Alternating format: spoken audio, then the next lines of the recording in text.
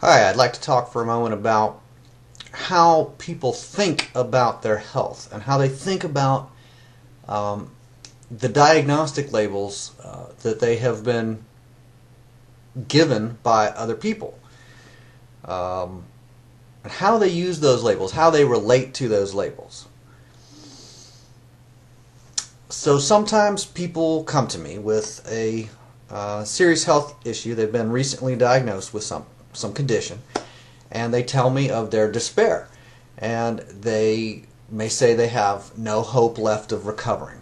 And that's an interesting statement, especially when it's young people with health issues that other people have recovered fully from, but some people aren't well informed maybe about a particular health issue.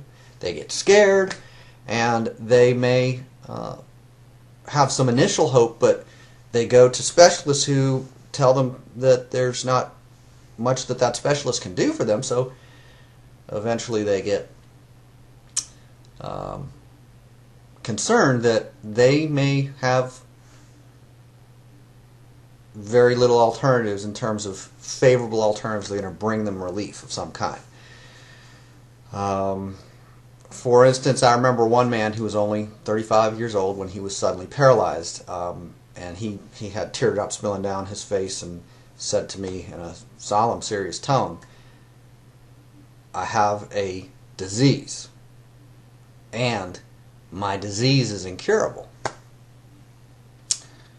Now, I think back on that with some humor and sense of rejoice, because I know how the story ends. But so he had been suddenly paralyzed. He'd been told there was no medical explanation for his condition. So that's an interesting thing that sometimes people will be told. So the doctors that he had already been seeing had given his condition a long, fancy-sounding label. Something he had heard of before, but he didn't know what it meant.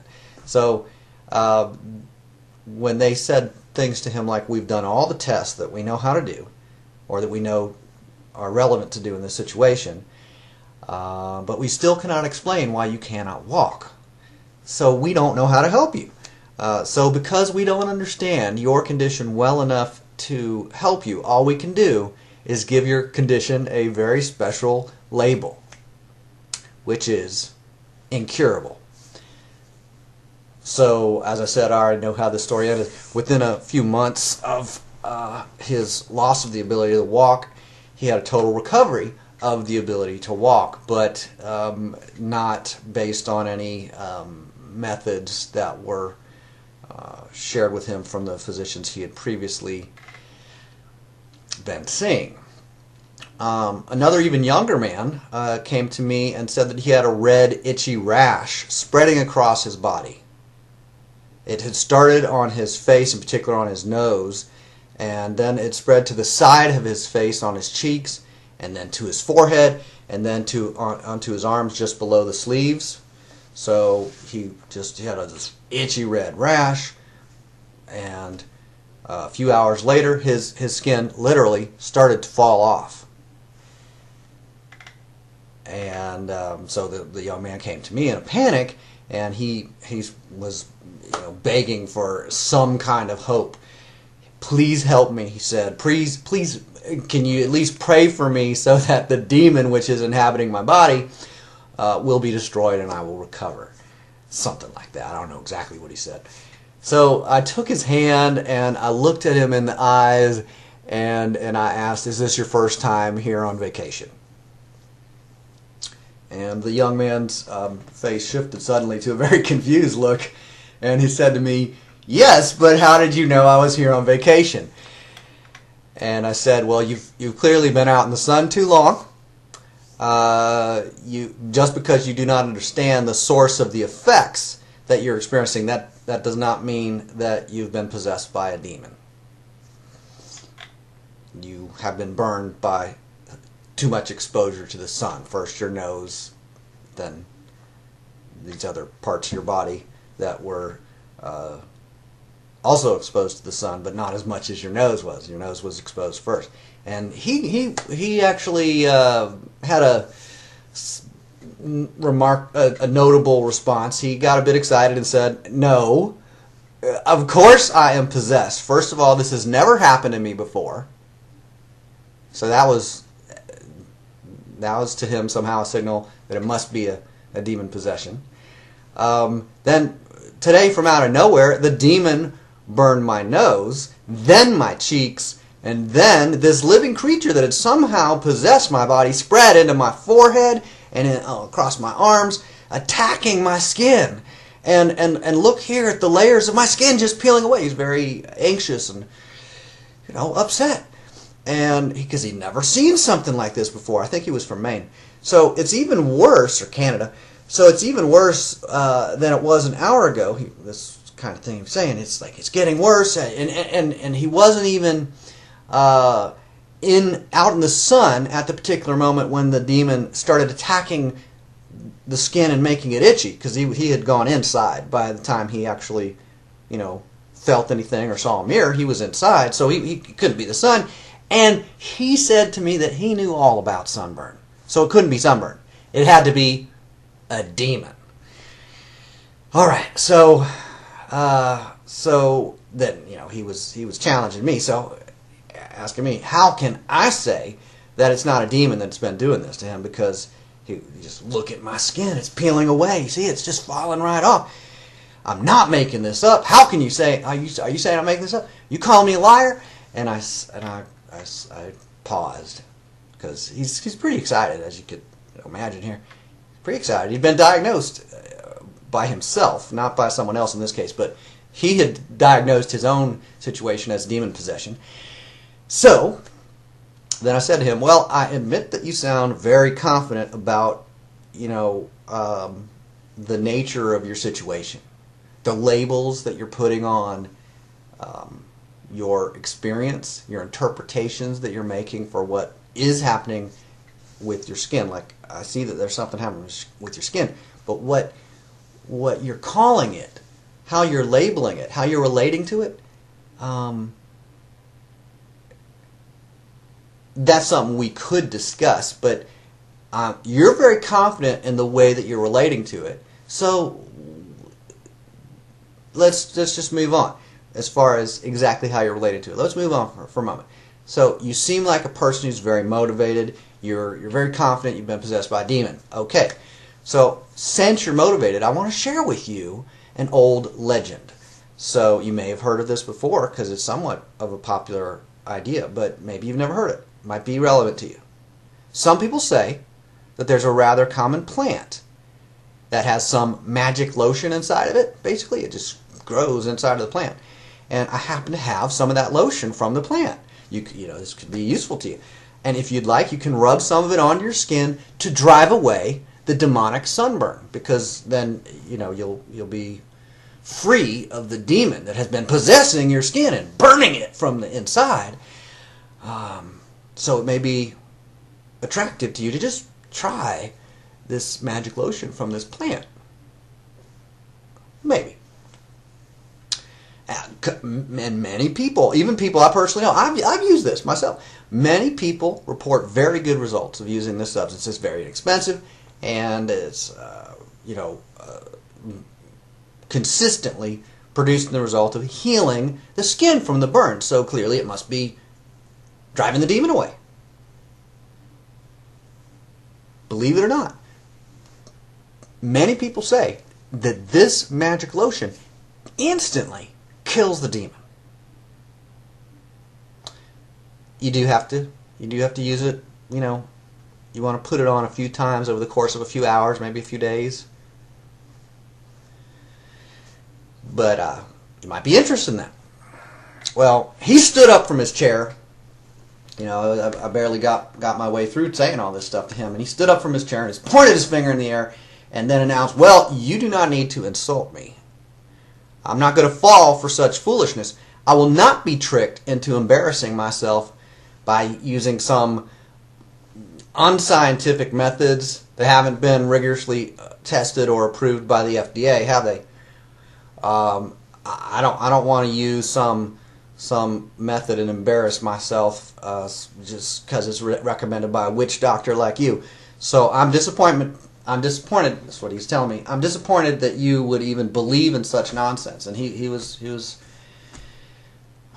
ready to go, and he did, in fact. So as you might expect, he abruptly left in a rage, and I had to make some effort as regard to not laughing at him, oddly enough, because his face was so sunburned that the more emotional he got, and the more he's trying to talk, and he's all this stuff, the more emotional he got, the more pain he felt on his face, because he was quite burned on his cheek. And so anyway, as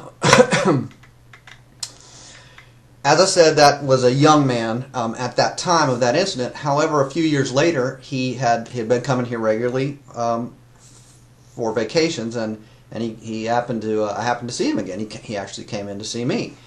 He said that he eventually recognized that he had simply developed a sunburn. And in fact, he had even used the lotion that I had mentioned to him previously, and it had relieved the pain and healed the burnt skin, or promoted the skin healing itself. Right?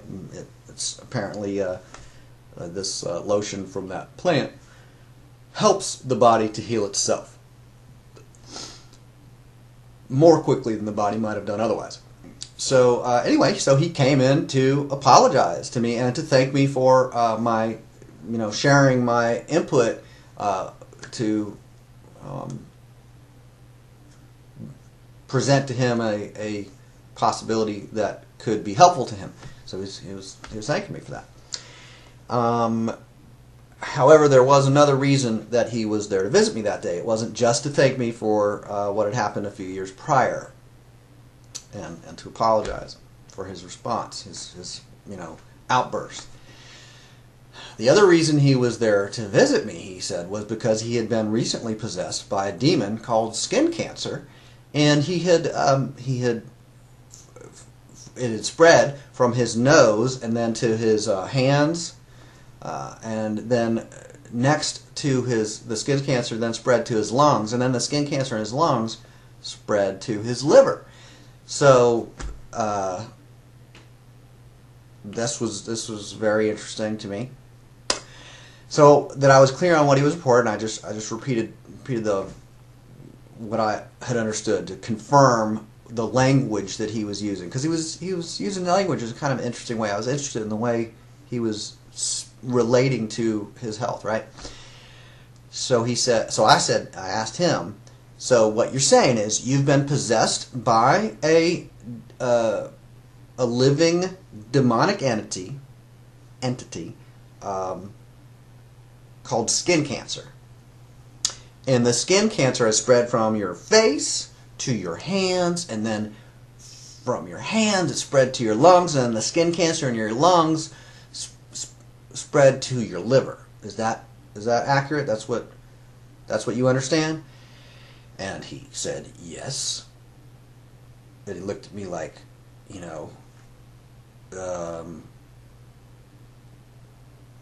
was apparently questioning why I would ask such a silly thing, because he just said it previously. I asked him to repeat again. Anyway, so he said yes.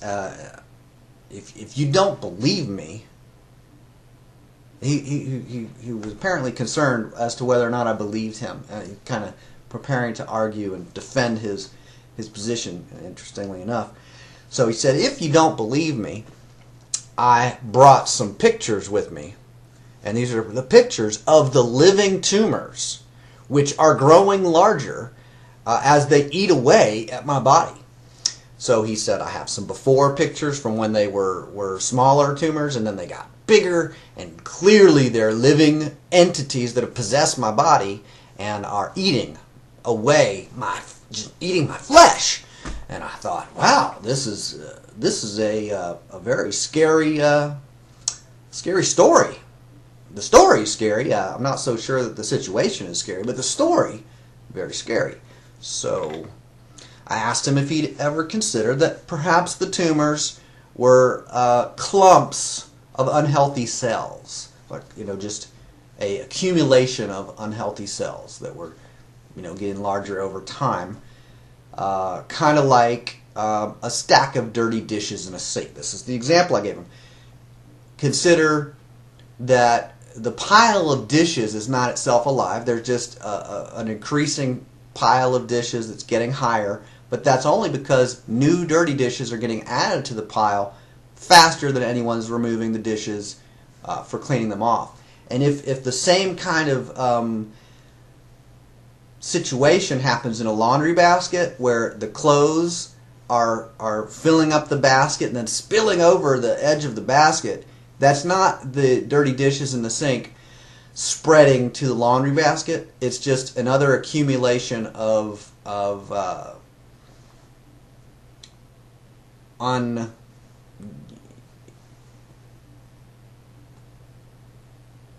it's an accumulation of material that isn't being used at its full possible extent. So like if you want to use a dish, ideally you get a dish that's clean, not a dish that already has dried little tomato sauce or something on the side of it. So you want a dish that's in good conditions, or working conditions, useful conditions. So if you've got a bunch of dishes that aren't in working order, then you can accumulate them in a certain place for convenience and then wash them and then put them into like a cupboard, right? That might be a good place to store dishes if you're going to put all your dishes that are ready for use in a particular place. You can put it in a cupboard.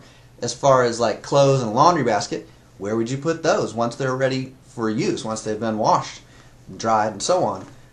Maybe put them in a drawer or put them in a closet, hang them up, those kind of things. But until they're ready for being distributed to the drawer or to the closet, you can just put them all together in that laundry basket so that it's convenient when you're ready to do laundry.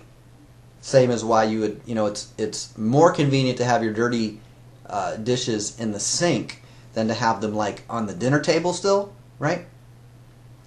So maybe this tumor that's it's growing. I can see in this picture from that year or that month it's this size, and then in this picture over here it's, wow, it is bigger, look at that. However, that doesn't necessarily mean it is a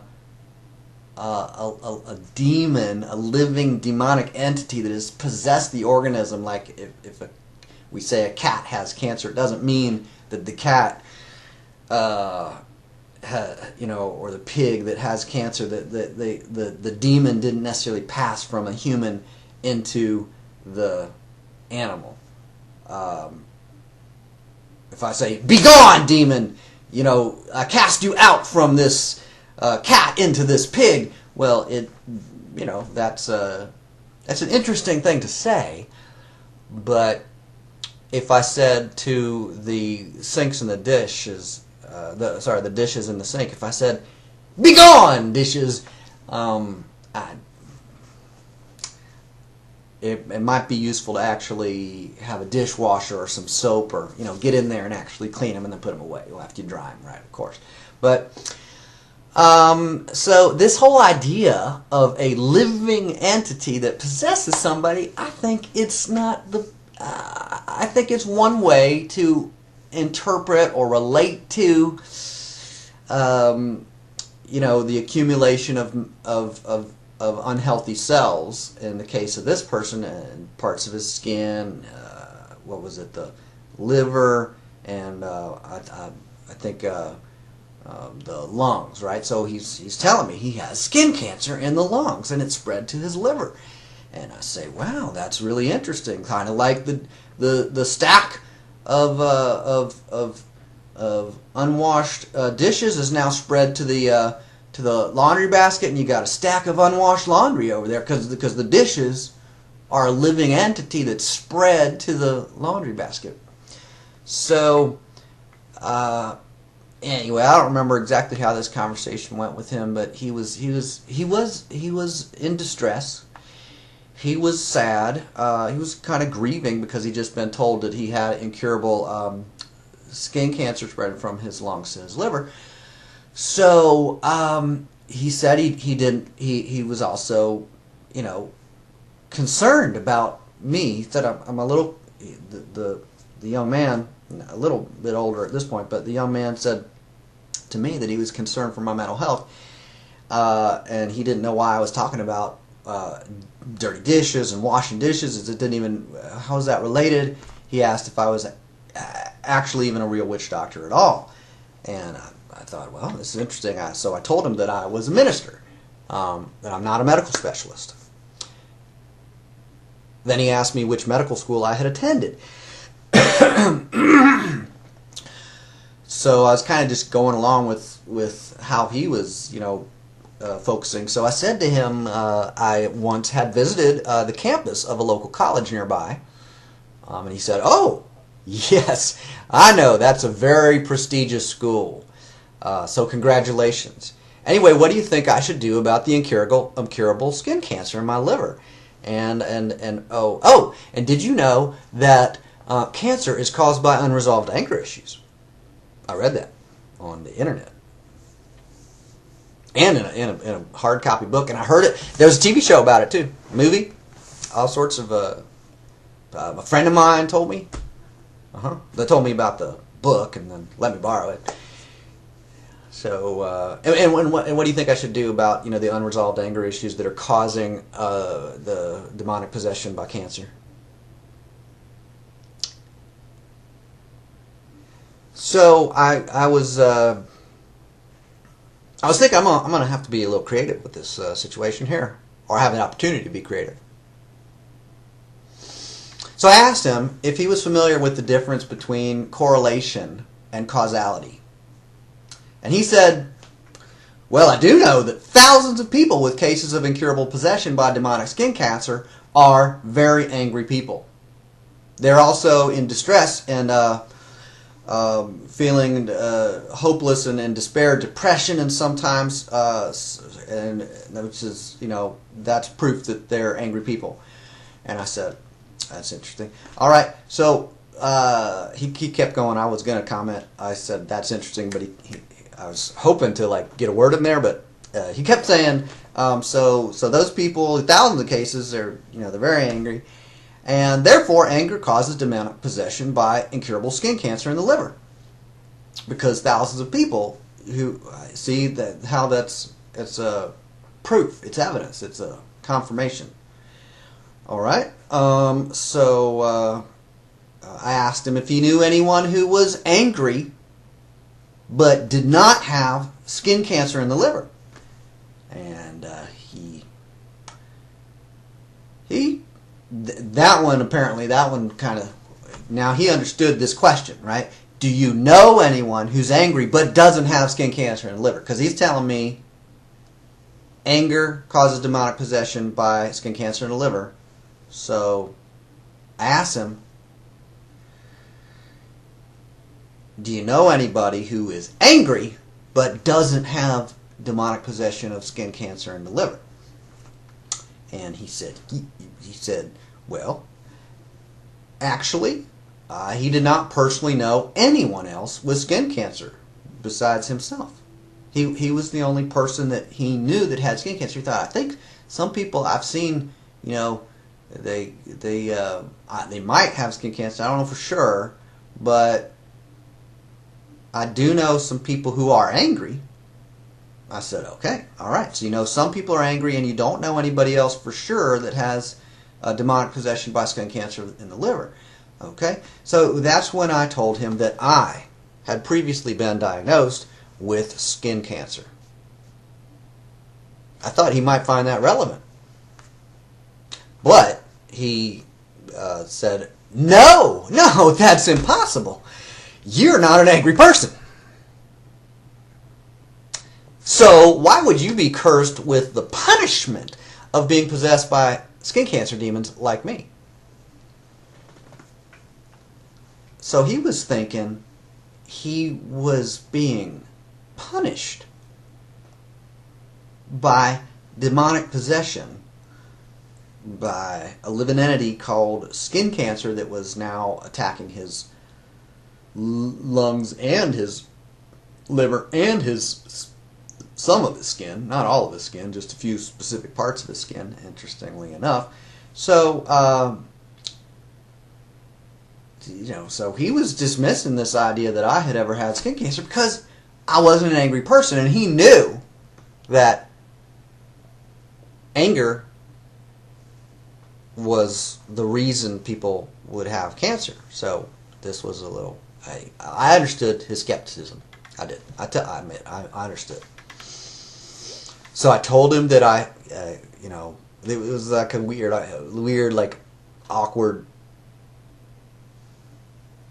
moment of no one talking. We were just staring at each other for a bit, maybe an hour. And I told him that I was glad he had come to visit, but I could not help him with his demonic possession. He said, "Come on, man.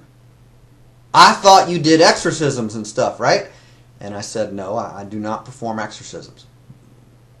He said, "Well, I don't really care if you've been specifically trained in dealing with incurable demons like mine and the punishment that I have for my anger. I just need help." He was motivated, right? So he was motivated. He was sincere. He was motivated. Whew. So he said, "Just try to remove the demonic possession of skin cancer from me with a prayer. Okay, come on. Give it a try, at least." So I looked at him a moment, tapping my finger a few times, and all right, I closed my eyes, and I took his hand, and I said, Dear Lord, please help this angry man possessed by demonic skin cancer of the liver. Thank you for your help, Lord. You are a very powerful God for an almighty God. Like for an almighty God, you're very powerful. So, Lord, please help this man to do the things that promote fast removal of all of the dishes from his sink. Guide him so that he will stop doing the things that add lots of dirty dishes to the sink very quickly. Finally, Lord, thank you for magically removing the demon of incurable skin cancer from my skin several years ago by showing me which practices lead to the effect of skin cancer and which practices lead to the effect of health. So, Lord, I thank you in advance for your divine wisdom and power as you help this man to be healthy and happy. Amen.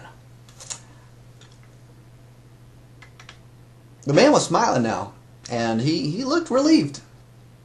This is when the young man, he's a little older, but still younger than me, he asked me if my incurable demonic cancer had gone into remission.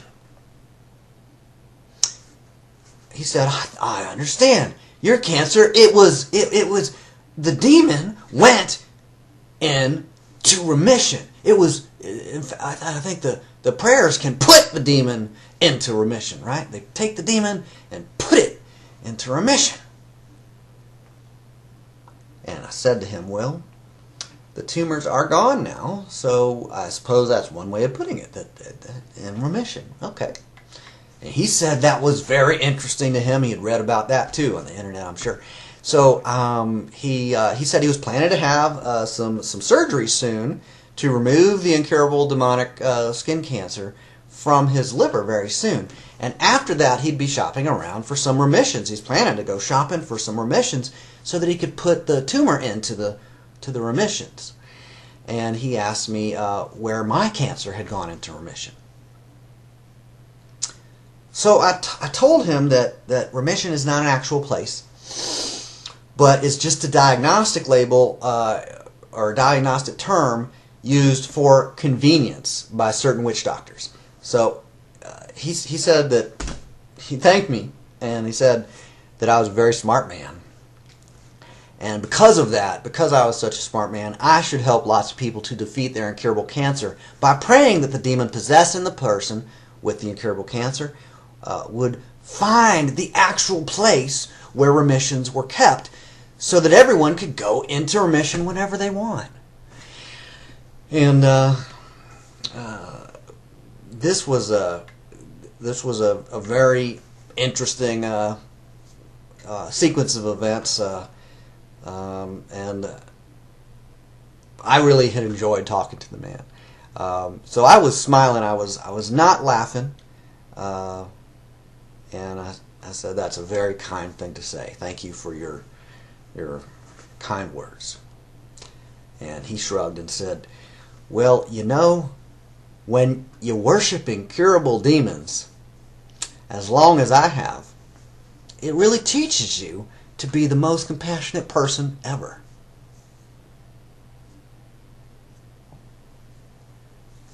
And I thought that is a smart man right there. It's true. If you take the thing and put it over there, wow. Then you're going to be able to relate to other people when they're talking out of their mouth. You know, you've heard that saying, people just talking out of their mouth. Well, if people are just talking out of their mouth, they don't really know what they're talking about. They're a little scared, a little anxious, a little in a panic, and they're just talking out of their mouth about, you know, demonic possession by incurable skin cancer in their liver. And it's like, oh, wow, that's a scary story right there. Remember, if you've been a worshiper of demons for long enough, it really teaches you to be the most compassionate person ever. Even if you've never put your skin cancer demons into remission.